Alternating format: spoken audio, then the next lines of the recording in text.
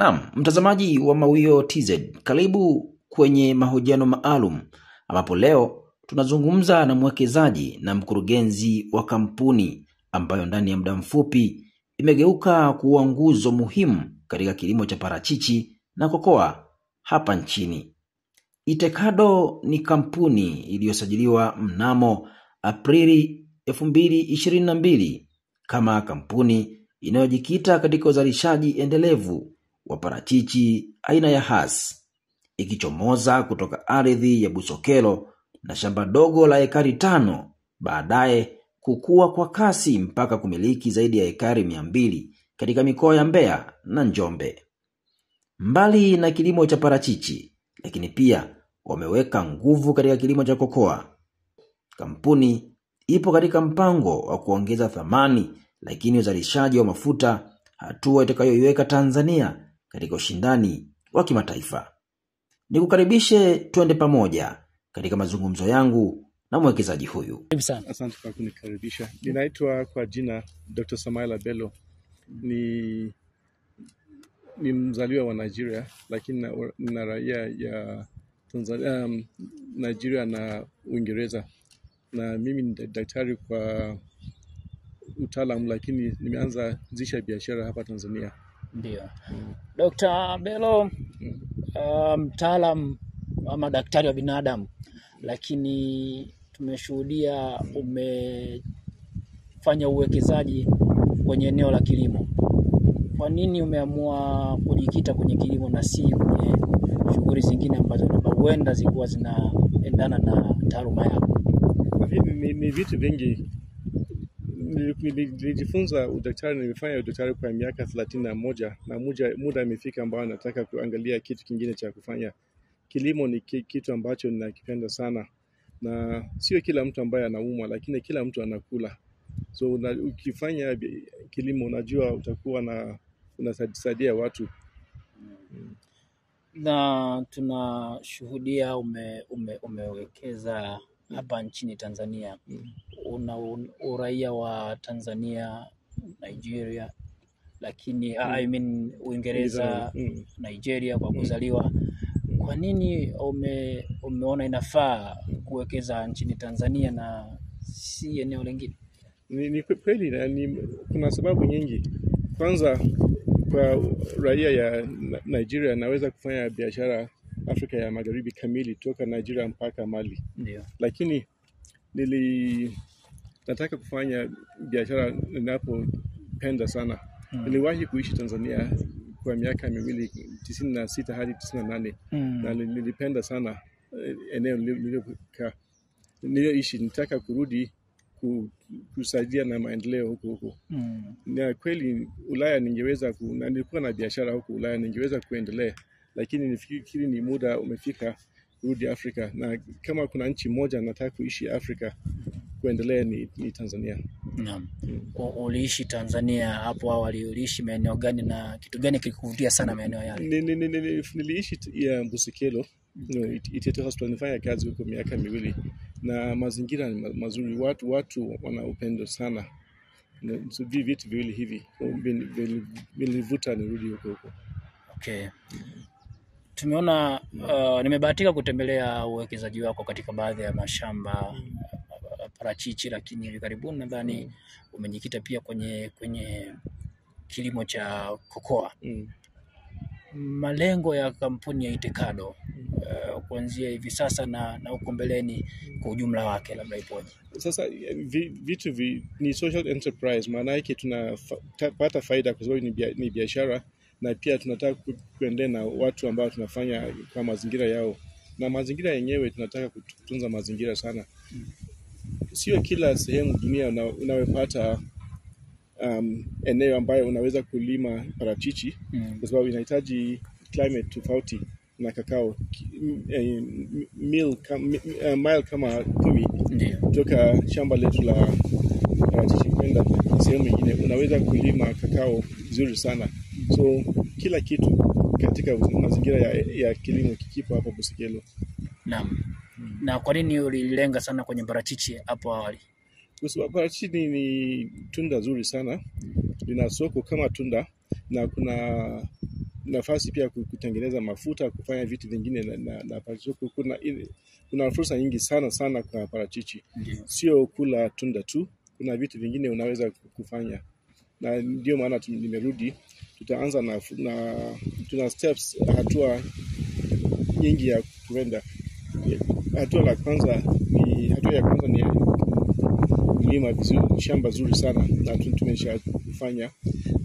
Hatua ya pili ni kuweka kiwanda ya kusafisha na kusafirisha nje, ili tunaweza kuwasaidia wakulima wenzetu wa huko Busekelo.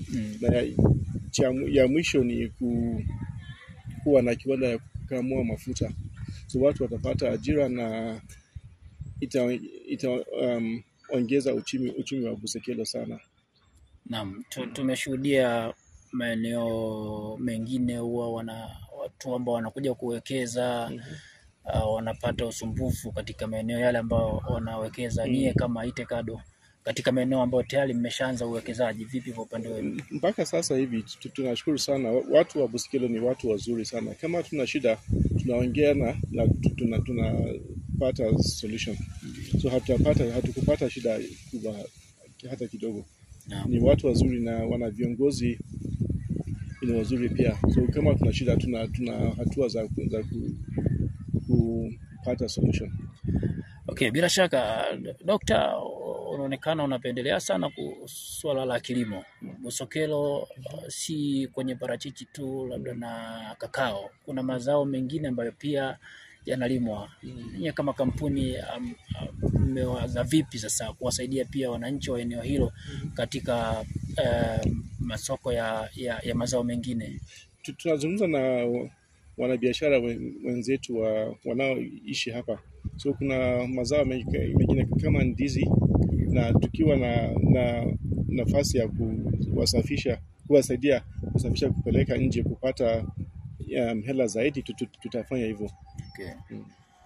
Bila shaka uwekezaji unatoa fursa kwa wananchi wanaozunguka eneo husika. Nyie kama Itekado mnahakikisha vipi wananchi ambao maeneo wamewazunguka wanapata fursa ya kupata ajira, vibarua na vitu kama hivyo? Tunafanya hivyo, na kitu ambacho tunafanya pia ni tunaajira watu ambao ni wana akili sana. So kwenda mbele tutafundisha mambo ya biashara na vitu vingine kuhusu kilimo. So tutaelimisha na watu wa mazingira wanapata ajira, hata vibarua. Tuna kazi ambayo tunafanya na tunanunua samadi. So mazingira yote watu wanafaidika. Sera za Tanzania kwenu wawekezaji zipoje? Ni rafiki ama kuna magumu ambayo kama wawekezaji mnakutana nayo? Mpaka sasa hivi, kama unapoanza biashara nchi nyingine, unafanya analysis yako, unaangalia mambo ya kisiasa, kiuchumi na jinsi watu walivyo kwa ujumla. Na mpaka sasa hivi usalama wa Tanzania ulikuwa mzuri sana, so inavuta watu kuja na hela zao.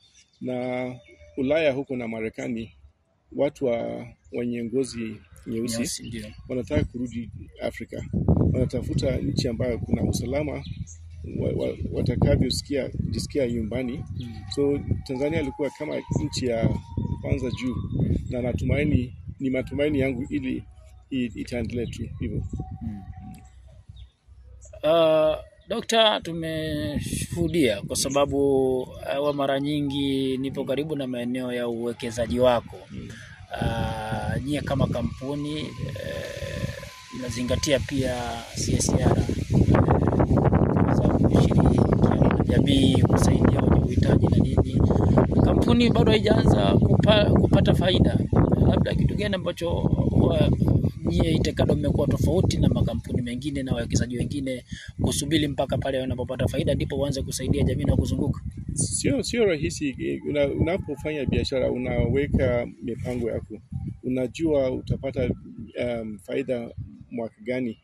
Na sisi kwa Itekado tuna mpango wa kurudisha hela kwa miaka kama 5 tunapopata faida, kurudisha kwenye biashara yetu, ili tufike lengo letu kuwa kampuni kubwa sana ya avocado dunia nzima. Okay.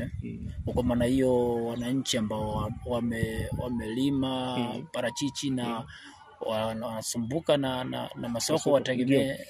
Sio rahisi kama wakulima wadogo wanahitaji vyeti. Ndio. Na ni gharama sana, na mazingira wanakuja kukagua na kutayarisha matunda kwenda nchi ya nje ni hela nyingi sana. So sisi tunajitahidi, tuna vyeti vyote, tutawasaidia wakulima wa chini, tunaenda pamoja. Sasa tukiuza kwa bei nzuri, wanapata bei nzuri na hela zinarudi kwenye Busekelo. Okay.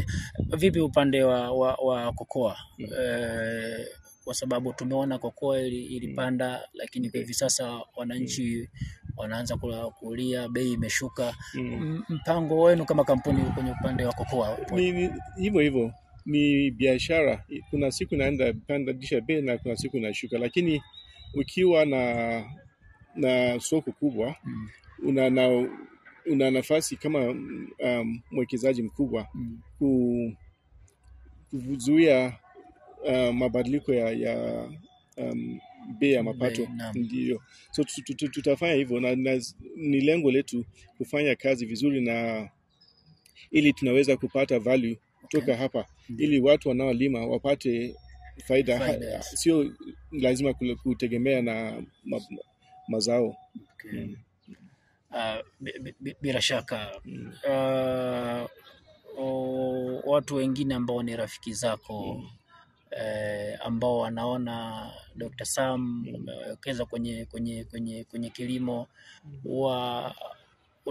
unawaambia nini, kuna kuwashawishi kwa namna gani kwamba kilimo kinaweza kikawa na faida, kwa sababu wengine waamini? Tunakwenda pamoja nao. Kipindi hiki ni mara ya kwanza nilipokuja hapa peke yangu. Kila wakati nakuja na watu ambao nawaambia kuhusu Tanzania na kuhusu biashara ninayofanya, na tuna social media site nzuri kwa manager yetu anaitengeneza. Tuna watu ambao wanatufuata na wanapiga simu, tunawaelezea na tunatoa sifa nzuri ya Tanzania ili turudi hapa kufanya biashara nzuri. Sawa, Dokta, wakulima wanapata shida sana kwenye soko. Na nyie mmefungua mashamba, lakini je, tutegemee kwamba mtakuwa nyie mnavuna ama pia mtakuwa mnanunua parachichi kutoka kwa wakulima wengine katika maeneo ambayo yanatuzunguka?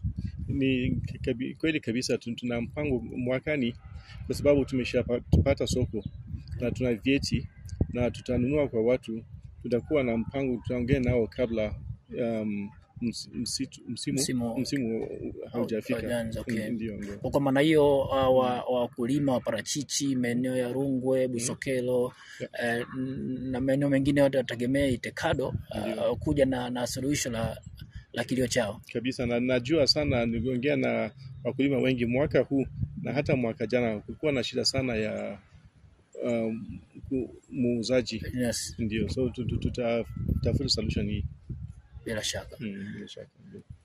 Naam, mtazamaji wa Mawio TZ Online, kilio cha parachichi kimekuwa kilio kikubwa sana kwa wananchi wa wilaya ya Rungwe, kwa maana tunazungumzia halmashauri ya Busokelo, Rungwe yenyewe, lakini ukienda Njombe swala la wanunuzi wa zao hili limekuwa ni tatizo. Lakini kama ulivyoweza kumsikia mwekezaji kutoka kampuni ya Itekado, wao tayari wapo kwenye mpango wa kuhakikisha kwamba watakuwa wananunua parachichi kuanzia msimu unaokuja kwa maana mwakani, na kila kitu maandalizi yako tayari. Hilo inawezekana ni suluhisho mojawapo kwa wakulima wa parachichi katika maeneo ambayo yanazunguka kampuni hii. Lakini si tu kwenye parachichi, amegusia pia kwenye upande wa kokoa, kwa maana tayari upande wa wilaya ya Kyela ambao ni wakulima wa zao la kokoa tayari wameanza kupata mwanga, kwa maana tayari mwekezaji ameshawekeza katika eneo lile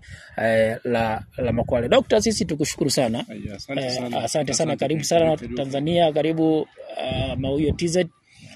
Karibu Busekelo. Karibu Busekelo pia. Asante sana. Shukrani sana. Asante. Asante sana. Endelea kutufuatilia Mawio TZ Online katika mitandao yetu ya kijamii, Facebook, Instagram pamoja na TikTok. Tunapatikana kwa jina la Mawio TZ Online, lakini usiache kusubscribe account yetu ya YouTube kwa jina la Mawio TZ Online. Asante sana.